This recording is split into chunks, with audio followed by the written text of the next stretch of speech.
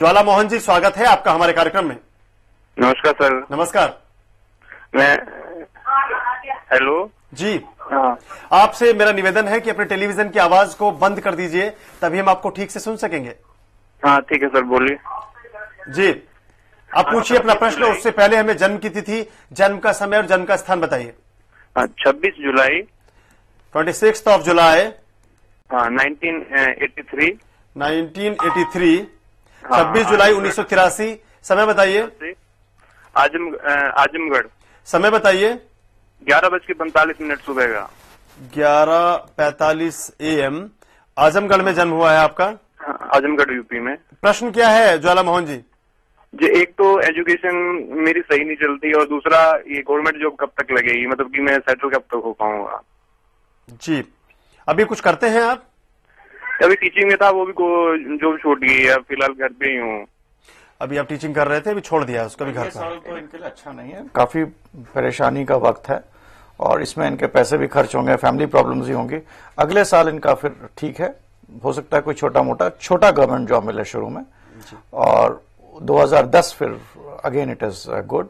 और 1 से 12 से 24 से 36 वर्ष की उम्र इनका में सब सेटलमेंट हो जाएगा।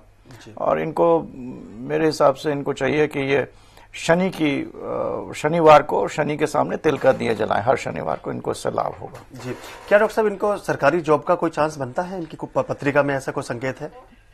इनकी पत्रिका में मेरे हिसाब से सरकारी जॉब थोड़ा सा मुश्किल है। जी सरकारी सेवा की संभावनाएं थोड़ी कम हैं।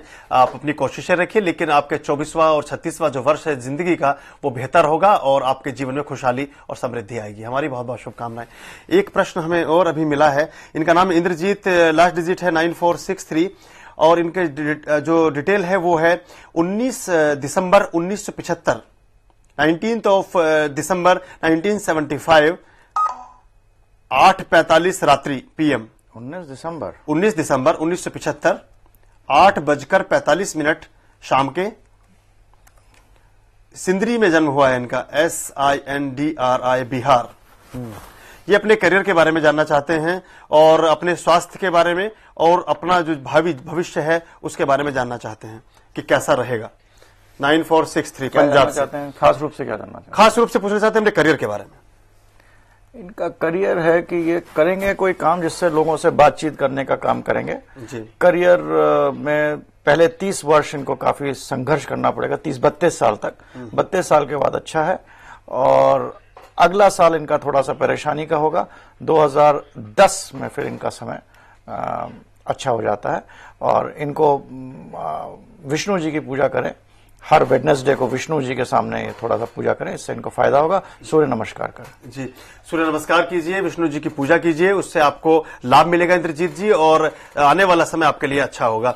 डॉक्टर साहब जैसे आप रेमेडीज बताते हैं, पूजा पाठ बताते हैं, तो ये जैसे हमारे ग्रहों की पोजीशन होती है चार्ट में, उसी हिसाब से आप रिकमेंड करते हैं। किसी को आप शनि का बता रहे हैं, किसी को मंगल का, तो वो जिसका जो रेमेडी है वो उस हिसाब से आप उसको लेते हैं।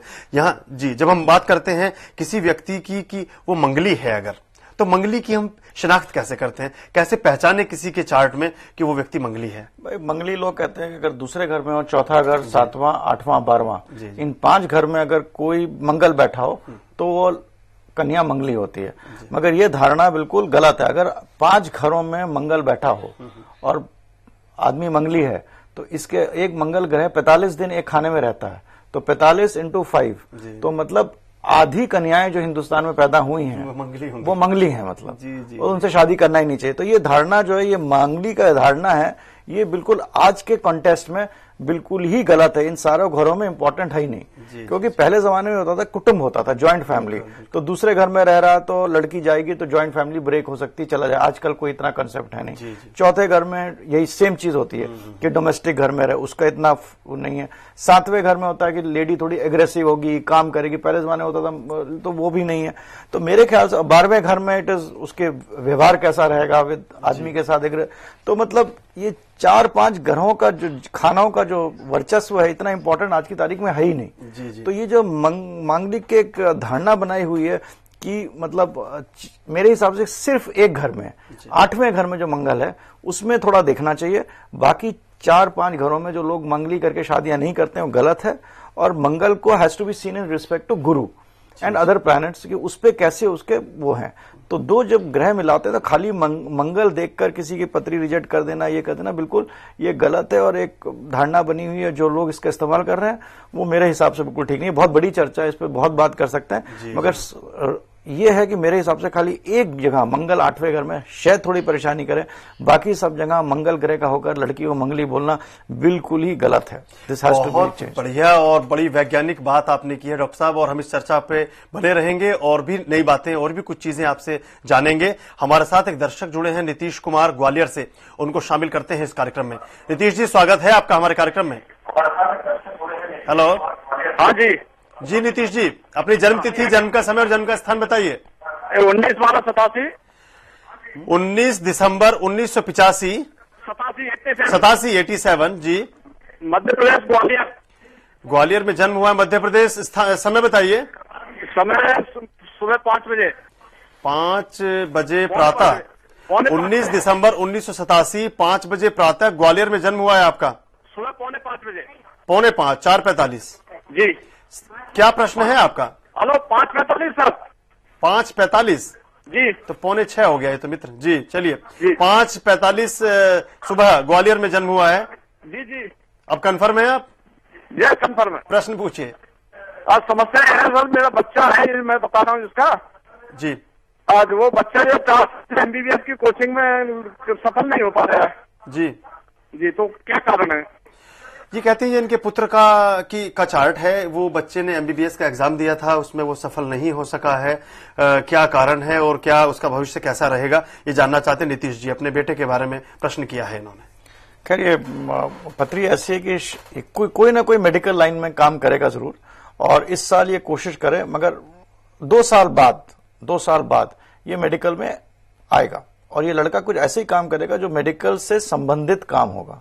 जी जी जी। और चिकित्सा से संबंधित जो कार्य हैं वो आपके पुत्र द्वारा किए जाने के योग बनते हैं। वो ऐसा काम करेंगे जो मेडिकल साइंस से जुड़ा होगा। 2 वर्ष बाद उनका एक अच्छा योग बन रहा है। हमारी भी बहुत बहुत शुभकामनाएं। मित्रों, भृगु नाड़ी ज्योतिष में आज की हमारी चर्चा का विषय है मंगल ग्रह का आपके जीवन पर प्रभाव। हमारे साथ ज्योतिष विज्ञान के विद्वान डॉक्टर शंकर अडावल स्टूडियो में उपस्थित हैं। आप उनसे प्रश्न पूछ सकते हैं, आप हमें SMS भेज सकते हैं। अपने SMS कीजिए, अपने मोबाइल में टाइप कीजिए SJH, दीजिए space, date of birth, time of birth, place of birth, आपका प्रश्न, नाम अभी भेजिए 57575 पर। मांगलिक कन्या का क्या विधान है, मांगलिक कन्या का क्या प्रभाव जीवन में रहता है, उसका जीवन कैसा बीतता है, मंगली पुरुष के साथ उसके विवाह के क्या संयोग हैं, वो कितना वैज्ञानिक है, कितना प्रामाणिक है, इस पर चर्चा को बनाए रखेंगे। लौटते हैं छोटे से ब्रेक के बाद। ब्रेक के बाद आप सभी का पुनः हार्दिक स्वागत। आप देख रहे हैं भृगु नाड़ी ज्योतिष। हमारे साथ हैं ज्योतिष विज्ञान के विद्वान डॉक्टर शंकर अडावल। मंगल ग्रह का आपके जीवन पर क्या प्रभाव होता है, आज की चर्चा का यही हमारा विषय है। अपने प्रश्न हमसे पूछ सकते हैं। हमारे स्टूडियो के नंबर से आप जानते ही हैं। हमें SMS कीजिए, अपने मोबाइल में टाइप कीजिए SJH, आपकी जन्म की तिथि, जन्म का समय, जन्म का स्थान, आपका नाम, आपके शहर का नाम, आपका प्रश्न अभी भेजिए 57575 पर।